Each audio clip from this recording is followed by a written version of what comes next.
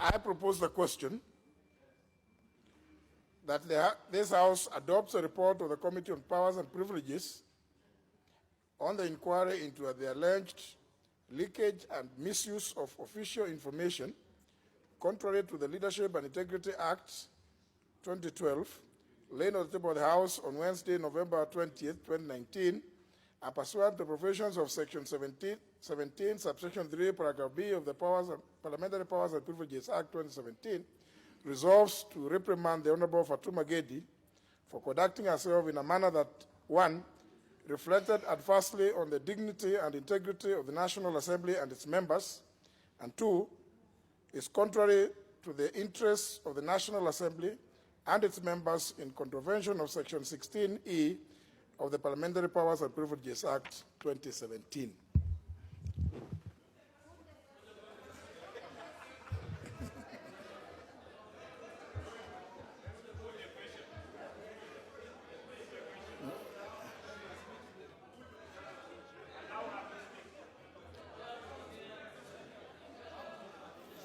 You see, honor members, I did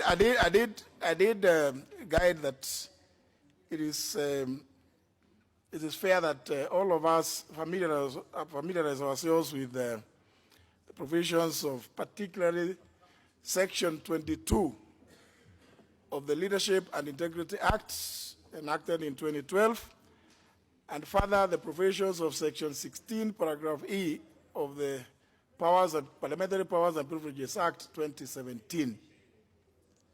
Having familiarized yourself with those two provisions, proceed to understand what the House may do under Section 17 of that Parliamentary Powers and Privileges Act. So, and I say that there is the Honorable, let's say who? Apollo who? Abele. Yes? Thank you, Mr. Speaker. Thank you, Mr. Speaker, for giving me this opportunity to contribute to this report.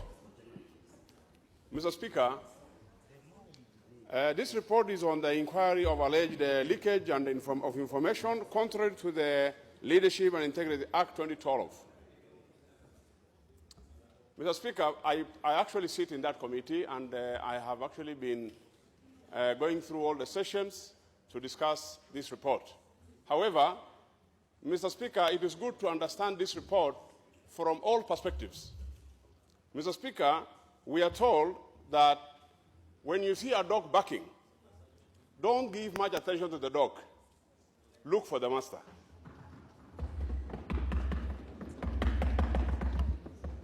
Mr. Speaker, it is true that we are trying to safeguard the integrity of this House and the members. However, we also need to look at the integrity of the member of Parliament who is being accused here. That, Mr. Speaker, having gone through the report and having sat in that committee, I'm here to tell this House that Honorable Fatuma Gedi's integrity has also been violated. In the sense that, Mr. Speaker, I don't know if you are abreast of what is happening out there. I don't know if you are in social media. Mr. Speaker, there was a clip, a pornographic clip, which went... Sorry. I will not allow that particular aspect of this report to be the subject of debate. But, Mr. Speaker, you see... Honorable Albele, this committee has already directed the Director of Criminal Investigations to expeditiously complete the investigations relating to that matter. Because that is not a matter this House is seized of. And that's why the two of them must be separated. It doesn't matter what you feel, but you cannot, if you debate that, you are compromising the investigations into that matter. Yeah, thank you, Mr. Speaker, for and your this guidance. committee has already directed the DCI to ensure that that matter is concluded. They must go to the utmost depth. Thank you so much, Mr. Speaker. You are still continuing, sorry. Yes. Yeah. So proceed, because we want and that's why it is so specific. We have to deal with what is in section 22. Thank you so much, Mr. Very well, you know, honorable members, it is important that we must separate. If it is not possible in your mind, please, you don't belong here. Okay. If you cannot be able to distinguish issues which are so clear, then it means you are in the wrong place. Because, you know, it must be a point of order, not a point of argument. Thank you, Mr. Speaker. Mr. Speaker, I rise on point of order, order number 95, that the mover of this motion be called upon to reply so that we can vote on this particular motion, Mr. Speaker. Further debate, Mr. Speaker, on this motion, given your directions, Mr. Speaker, which we understand, further debate is made quite complicated because this issue is an issue of chicken and egg. For you to debate this matter, we have to make reference to the matter that you have embargoed, Mr. Speaker.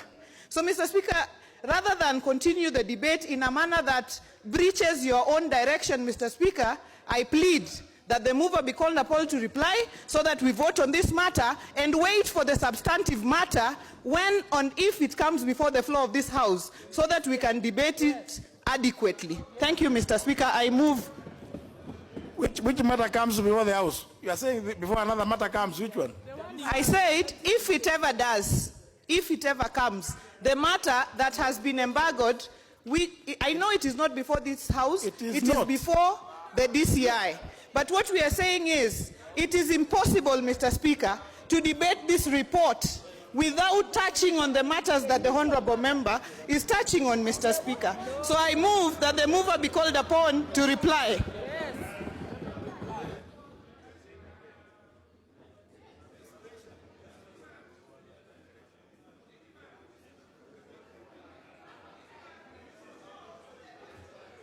Is it still on the Honorable Albere? You are through with what you wanted to, with your contribution?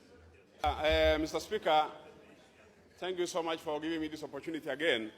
But, Mr. Speaker, as I had actually earlier indicated, that there is no way, for heaven's sake, we can deliberate particularly with zero only on the leakage of the confidential material without, because they are interconnected, Mr. Speaker. And therefore, the member has actually been humiliated.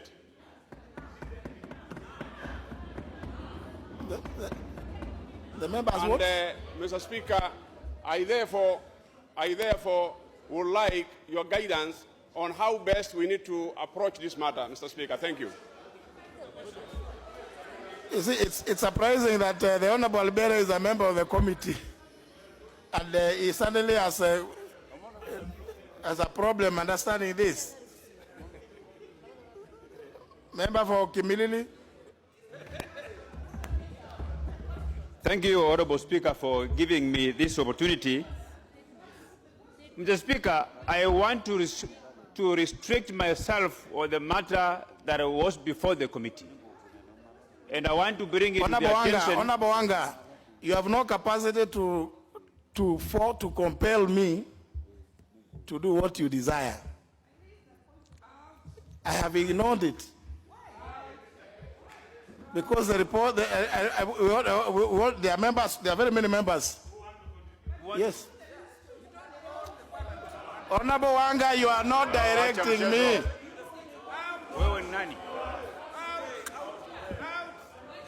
You know,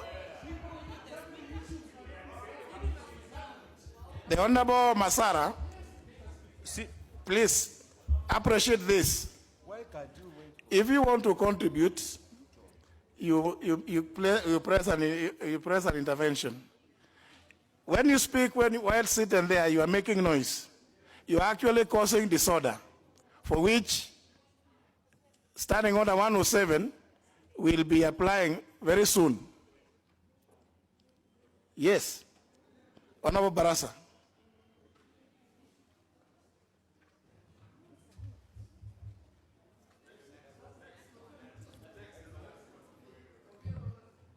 Honorable Speaker, you know, the Powers and Privileges Committee has the responsibility to determine any matter that is brought before the committee, Honorable Speaker. And whatever this committee was investigating was leakage and misuse of public information, Honorable Speaker. And what I want to tell this House is that we need to ask ourselves 3 questions. One is to whether we had if the letter from DCI to the Clerk of National Assembly was leaked into the media, Honorable Speaker, and the answer is yes. We also need to ask ourselves a second question. Did the Honorable Fatuma Gedi confirm when she appeared before this committee that indeed she is the one who took that letter from an officer of Parliament? And the answer is yes, Honorable Speaker. So what we are doing, Honorable Speaker, is that we must protect the integrity of this House. And to me, Honorable Speaker, protect me. Well, you should protect me from this Gladys Wanga. Why are you making noise? This is Parliament. This is not your house. Honorable Speaker, you should protect me. Yes, you are protected. Honorable Speaker, I will punch this lady who is making noise to me. Don't make noise here. Eh? Honorable Basaris. What are you doing? Honorable Basaris. I can punch you. Honorable Basaris. What are you doing here? What are you doing? Honorable Basaris. Honorable Basaris. Honorable Why are you Basaris. abusing me? For what purpose? For what purpose? For what purpose you planning? What the purpose? You are becoming unruly. Stupid. Huh? Why is she?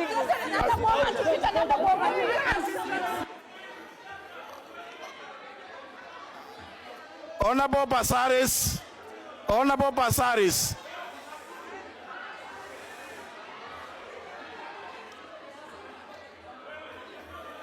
Honorable Basaris.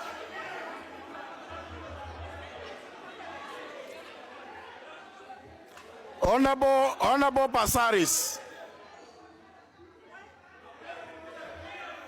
If you are, I will not allow disorder. Get away from me. Get away from me. I have not called you. I'm calling you to stop grimacing at members. Can you go back there?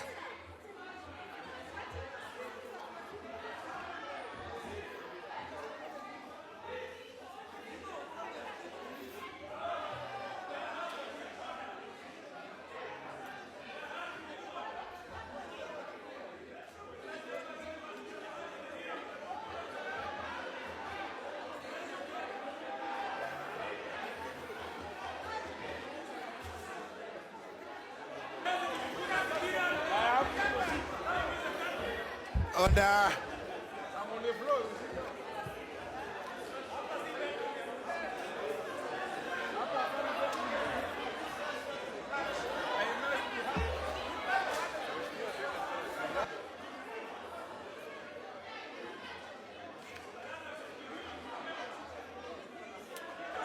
I must. 107, yes. Yes. The penalty? Huh?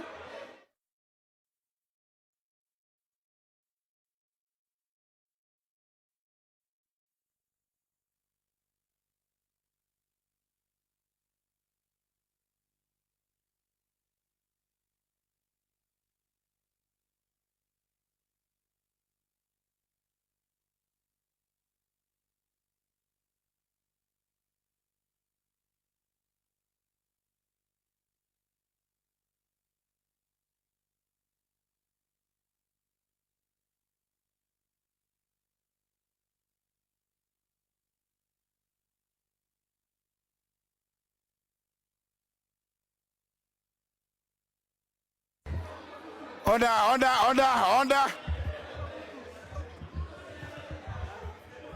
Order, members. Order, take your seats. I can see we are soon going to get to good business. Honor members, standing order number 107, subsection 1, reads as follows. A member commits an act of disorderly conduct if the member, A, creates actual disorder, knowingly raises a false point of order, unnecessarily interrupts proceedings or consults in a disruptive manner, fails to record abstention in a division, fails to declare personal interest in a matter before the House or a committee in accordance with Standing Order number 90, deliberately gives false information to the House, makes allegations without, in the Speaker's opinion, adequate substantiation, threatens to use violence against a member or other person in the House or committee, votes more than once in breach of these standing orders, commits any other breach of these standing orders that, in the opinion of the Speaker, constitutes disorderly conduct. 2, the Speaker may call a member whose conduct is disorderly to order, and A, caution the member, or B, order the member to withdraw from the precincts of the Assembly for a maximum of 4 days. That is in the first instance.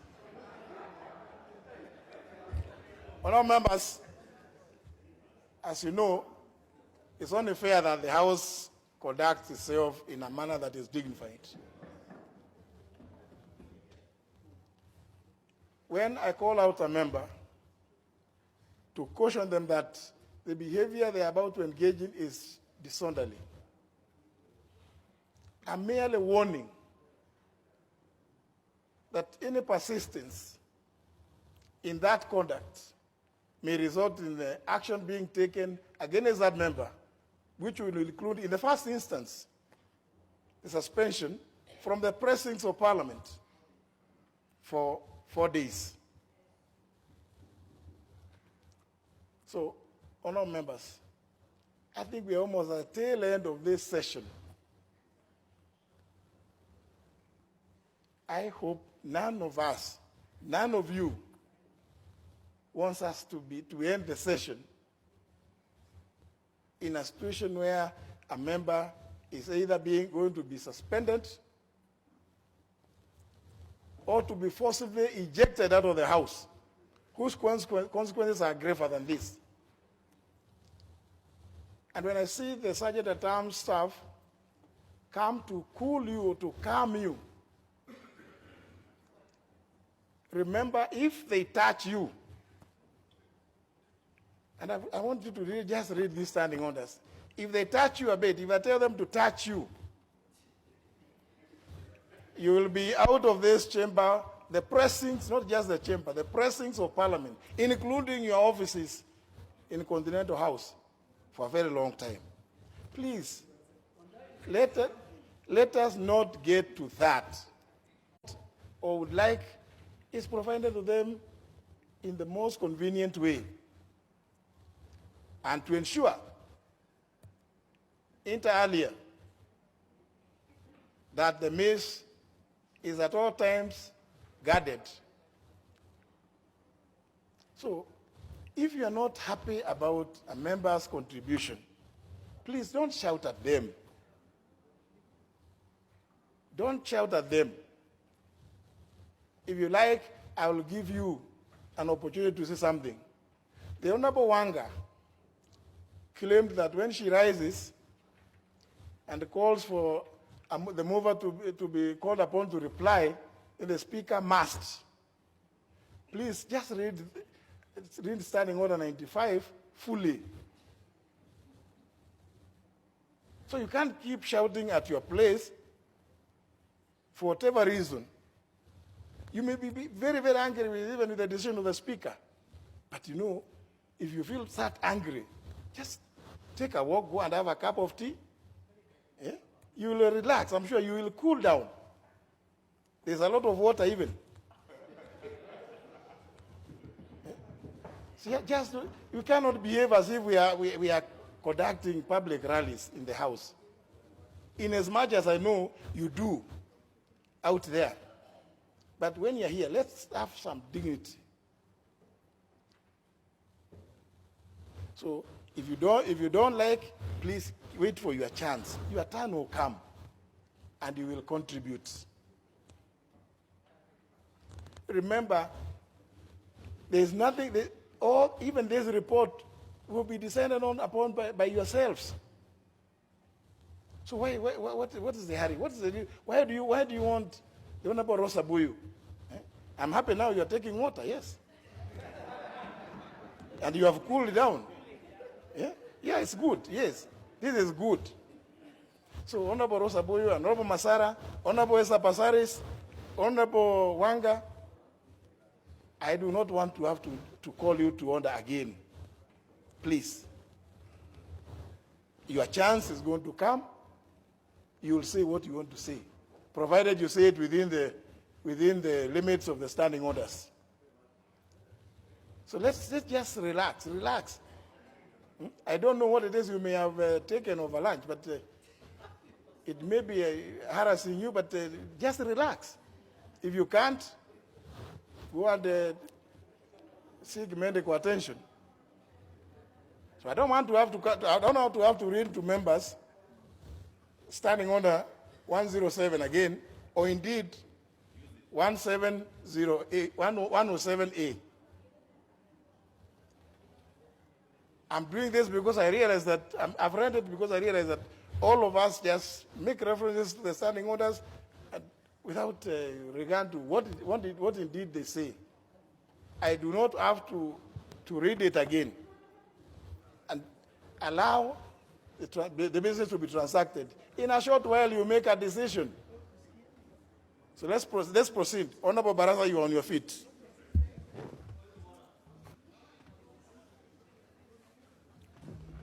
Thank you, Honorable Speaker. I want again to reiterate my position that I support this report. This is a fair report. It was done in a very professional manner, Honorable Speaker. The findings of this report reflect the true picture of what happened, Honorable Speaker. And this is one of the committees that is chaired by the chairman, who has been a person of high standing in legal fraternity, somebody who understands the law, and that this House, we should not behave in a manner that seems to appease our various political formations, Honorable Speaker, but we must debate soberly within the principles of the law, and we should be guided by the facts that were presented before the committee, Honorable Speaker, because, Honorable Speaker, it's very important that the files that are being held in the office of the Clerk of National Assembly must not be made in a way that anybody can just access them to further their own personal interest, Honorable Speaker. This is a report that I've gone through the findings and the recommendations. They are very fair, Honorable Speaker. While the Act gives the powers of this committee, Honorable Speaker, to order a member to vacate his or her seat, but this committee has just recommended that the Honorable member to be reprimanded.